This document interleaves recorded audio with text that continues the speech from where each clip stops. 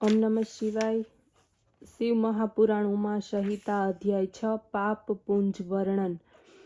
સનતકુમાર બોલ્યા, હે વ્યાસજી, પારકો ભાગ લઈ લેવો, અભિમાન, ક્રોધ, કપટ તેમજ કૃતજ્ઞતા કરવી, વિષયોમાં પડી રહેવું, સાધુઓની સાથે દ્વેષ કરવો, શ્રેષ્ઠ કન્યા ઉપર કલંક લગાડવું, શિવાલયના વૃક્ષ, બગીચાના કે ઘરના વૃક્ષના ફૂલ ડાળીઓ ઉખેડી નાખવા, પોતાના નોકર કુટુંબી વગેરેના સંચિત ધન લૂંટી લેવા, ધાન્ય, પશુ વગેરે ચોરી લેવા, યજ્ઞ, બાગ, કુવા વગેરેમાં રહેલા પવિત્ર જળને અપવિત્ર કરવું, સ્ત્રી પુત્રનો વિક્રય કરવો, સ્ત્રીના કમાયેલા ધનથી આજીવિકા ચલાવવી, સ્ત્રીને આધીન રહેવું, સ્ત્રીઓનું રક્ષણ ન કરી શકવું, સમય પ્રમાણે દાન ન આપવું, ધાન્ય તથા વર્ષાના આધાર ઉપર રહેવું, વ્યાપાર કરતા અસત્ય બોલવું, મારણ, મોહન, ઉચ્ચાટન વગેરેનો પ્રયોગ કરવો, વૈદું કરવું, શાસ્ત્રી વ્રતનો ત્યાગ કરવો, શાસ્ત્રીય આચાર છોડીને મન માન્યું કરવું, નાસ્તિક શાસ્ત્રોનું અનુસરવું, વ્યર્થ તર્ક કુતર્ક કરવા, દેવગુરુ, અગ્નિ, બ્રાહ્મણ તેમજ ચક્રવર્તી રાજા વગેરેની સામે અથવા પાછળ નિંદા કરવી, પિતૃ તથા દેવ યજ્ઞો ન કરવા, કાર્યનો ત્યાગ કરવો, મધુર વ્યવહાર ન કરવો, નાસ્તિકતા, ઉત્તમ પર્વ તથા અનુપર્વનો ખ્યાલ ન રાખતા, જળમાં પશુઓ સાથે, પરસ્ત્રી સાથે, સ્ત્રી સાથે, રજસ્વલા સાથે વ્યભિચાર કરવો, સ્ત્રી, પુત્ર, મિત્ર વગેરેની અભિલાષાનો ત્યાગ કરવો, તળાવ, કૂવો કે રસ વ્યાપારનો નાશ કરવો, ભોજનમાં પંક્તિભેદ કરવો ઇત્યાદિ પાપ કરનાર સ્ત્રી હોય કે પુરુષ એ સર્વની પાપી કહેવામાં આવ્યા છે।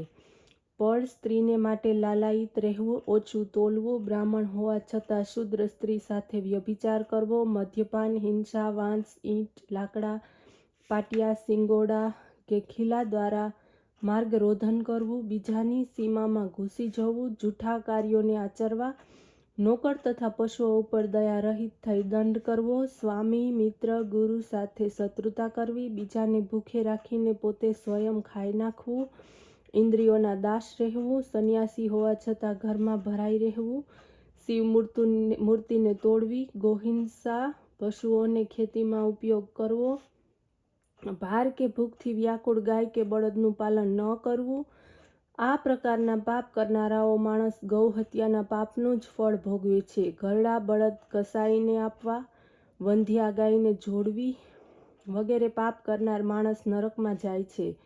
ભૂખ તરસવાળા રસ્તે ચાલતા થાકેલા આવેલા અતિથિને કે ભિક્ષુકને, દીન વૃદ્ધ દુર્બળ રોગી ભોજનની ઈચ્છાથી આવેલા અતિથિને નિરાશ કરવો, શરણાગત ઉપર દયા ન કરવી વગેરે પાપ કરનારો અજ્ઞાની મૂર્ખ નરકમાં જ જાય છે। મર્યા પછી માણસનો સહાયક તો ધર્મ જ છે, જે પાપનો નાશ કરે છે। બકરી તથા ભેંસનો વ્યાપાર કરવો, નીચ સ્ત્રીનો પતિ, શૂદ્ર અથવા ક્ષત્રિયોના જેવા આજીવિકા વ્યતીત કરનાર બ્રાહ્મણ નરકગામી થાય છે। જે અન્યાય કરનાર રાજા બ્રાહ્મણોની પાસેથી કર લે છે, અન્યાયથી સંગ્રહ કરાયેલું ધન બ્રાહ્મણોને દાન આપે છે, તે પણ નરકગામી થાય છે। બ્રાહ્મણ હોવા છતાં શિલ્પનો ધંધો કરનાર, વૈદ, સોની, રાજાની ધજા બનાવનાર, નોકર આ પ્રકારના ધંધાઓથી બ્રાહ્મણ નરકગામી થાય છે। જે પારકી સ્ત્રીને ઘરમાં રાખે, પરસ્ત્રીમાં આસક્ત રહે તે મહાપાપી છે। જે રાજા યોગ્ય પુરુષને ચોર કહીને દંડ કરે અને ચોરી કરનારને છોડી મૂકે, જાતિનો વિચાર ન કરે તેવો રાજા નરકગામી થાય છે।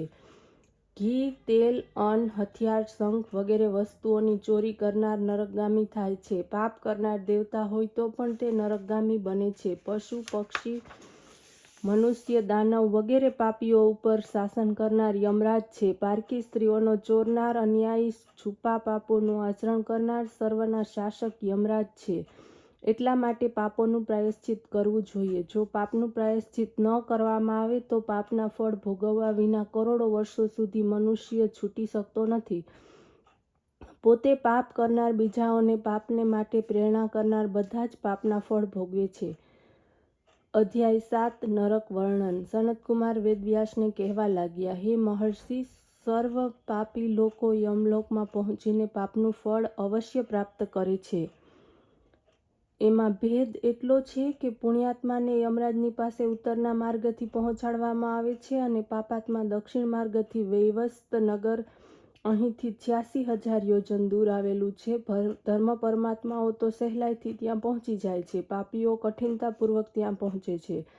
પાપીઓના જવામાં માર્ગમાં તીક્ષ્ણ કાંટાઓ પાથરવામાં આવતા હોય છે. રેતી અત્યંત ગરમ હોય છે અને છરીના સમાન ધારદાર પથ્થરો બિછાવવામાં આવ્યા હોય છે. માર્ગમાં કીચડ, કાદવ, ઊંચી નીચી ખાબડ જમીન, કેટલોક ભાગ ખૂબ તપેલી રેતીવાળો હોય છે, કેટલોક વાંસના વનો વડે, લોહના તીક્ષ્ણ કાંટાઓથી, કેટલોક બરફ પડે, કેટલોક દૂષિત જળ વડે, કેટલોક ભયંકર અગ્નિ વડે કે અત્યંત ભયંકર પ્રાણીઓથી, સિંહ, વાઘ, વરુ વગેરેથી વ્યાપ્ત છે. કેટલોક અજગરોથી, કેટલોક ભયાનક માખીઓથી, વિષયુક્ત સર્પો, ઉન્મત્ત હાથીઓ, તીક્ષ્ણ દાઢોથી ભૂમિને ખોદતા શુકર, તીક્ષ્ણ શિંગડાવાળા મહિષો વડે, વિકટ ડાકણીઓ વડે, વિકરાળ રાક્ષસો વડે, વ્યાપ્ત માર્ગમાં વ્યાધિ વડે પીડાવાળી તે આગળ જાય છે. પુષ્કળ ધૂળથી વ્યાપ્ત અત્યંત પવનથી, પાપાવૃષ્ટિથી, આશ્રયથી રહિત થઈ તેઓ પીડા ભોગવે છે. કેટલાક સ્થળે વીજળીના પ્રવાહને કારણે તેઓ બળી જાય છે. પડતા વ્રજના પાત વડે, અતિ દારૂણ ઉલ્કાગ્નિના પાત વડે તથા પ્રદીપ્ત અંગારાની વૃષ્ટિથી તેઓ ભસ્મ થાય છે. આ પાપીઓ પુષ્કળ ધૂળની વૃષ્ટિ વડે પુરાઈ જઈ દ્રુદન કરે છે, તો કેટલાક સ્થળે ઘોર મેઘ વડે વારંવાર ભયભીત થાય છે. તેઓ સઘળી બાજુથી કેટલીક વાર તીક્ષ્ણ શસ્ત્રોની વૃષ્ટિથી ભેદાઈ જાય છે. અત્યંત ઠંડા, ઊના તથા કઠોર પવન વડે ચારે બાજુથી આ પાપીઓ બફાઈ જાય છે, સુકાઈ જાય છે, સંકોચને પામે છે. ભયંકર માર્ગમાં સઘળી બાજુથી કઠણ તથા જળથી રહિત એવા માર્ગમાંથી તે પાપીને પસાર થવું પડે છે. આમ અપાર કષ્ટોને પ્રાપ્ત કરીને તે પાપાત્મા પ્રાણી યમપુરી પહોંચે અને માર્ગમાં પોતાનો મિત્ર કે ભાઈ મળતો નથી. એનું રૂપ પ્રેતનું હોય છે. નગ્ન શરીર, હોઠ તેમજ તાળવું પાણી ન મળવાને કારણે રૂંધાઈને તેમજ સૂકું હોય છે. ઉપરથી વળી યમદૂતોના નિર્દય દંડાને પ્રાણી ઉપર ઝીકાય છે. પગમાં પડેલા પાસોથી ઘસડાતા યમદૂત એને લઈ જાય છે. ડર પામે છે, બળે છે, ભૂખ્યો તેમજ તરસ્યો હોય છે. એને કોઈને પણ પરવા નથી. કોઈકના ઉપર વળી અંકુશથી પ્રહાર થાય છે, તો કોઈકને વળી કાંટા તેમજ અંગારાથી ભર્યા માર્ગ ઉપર ઘસેડવામાં આવે છે, તો કોઈકની જીભમાં અંકુશ ખોસવામાં આવે છે, કોઈકના હાથ પગ, કોઈકના વળી નાક, કાન, કોઈકનો હોઠ, કોઈકનો જનનેન્દ્રિય, તો કોઈકના અંડને કાપી નાખવાની યાતનાઓ પહોંચાડવામાં આવે છે. કઠોર પ્રહારથી માર ખાઈને પાપાત્મા બૂમ પાડે છે, ચિત્કાર કરે છે, આમ તેમ ભાગે છે, એનો દેહ ફફડતો જાય છે, તેના શરીરમાંથી રુધિર માંસ વહે છે. તીક્ષ્ણ દાઢોવાળા કીડાઓ ચોંટીને તેને દંશ કરતા રહે છે. ભૂખ તરસથી પીડાતો તે જીવાત્મા યાચના કરે છે, પણ તેનું કોણ સાંભળે? યમદૂત તો અત્યંત નિર્દયતાપૂર્વક ખેંચતા એને યમપુરી લઈ જાય છે. જે પુરુષોને કંઈક દાન કરવું છે, એની પાસે તો કંઈક માર્ગનું ભાજન તથા પાણી રહે છે અને ખાતા પીતા તેઓ આગળ વધે છે. યમપુરીના આ રીતે જીવ ઘણી જ કઠિનતાપૂર્વક પહોંચે છે. યમરાજની આજ્ઞાથી તેમને યમદૂત તેમની સન્મુખ લઈ જાય છે. જે શ્રેષ્ઠ કર્મ કરનાર હોય છે એના તો યમ પણ આદર કરે છે. એમના પુણ્ય પ્રમાણે વિમાનોમાં બેસાડીને સ્વર્ગ પ્રાપ્ત કરે છે, પરંતુ પોતાના થોડા પાપોને કારણે તેમને નરકનો અનુભવ તો લેવા જ પડે છે. જે નિરંતર પાપાત્મા હોય છે તેમને ભયંકર દાઢોવાળા, વિકરાળ ભમરાવાળા તેમજ અનેક પ્રકારના ભયાનક શસ્ત્રોને ધારણ કરતા 18 હાથોવાળા ભેંસ ઉપર સવાર કરનાર પ્રજ્વલિત અગ્નિની જ્યોત જેવા લાલ આંખોવાળા, પ્રલયકાળના અગ્નિના જેવા પ્રદીપ્ત ચહેરાવાળા યમરાજ દેખાય છે અને ચિત્રગુપ્તનું પણ એ જ રૂપ દેખાય છે. ત્યારે એ પાપીઓને યમરાજ શિક્ષા કરે છે. ચિત્રગુપ્ત ધર્મયુક્ત વચનોને કહીને શિક્ષાનો નિર્ણય કરાવે છે. ઓમ નમઃ શિવાય.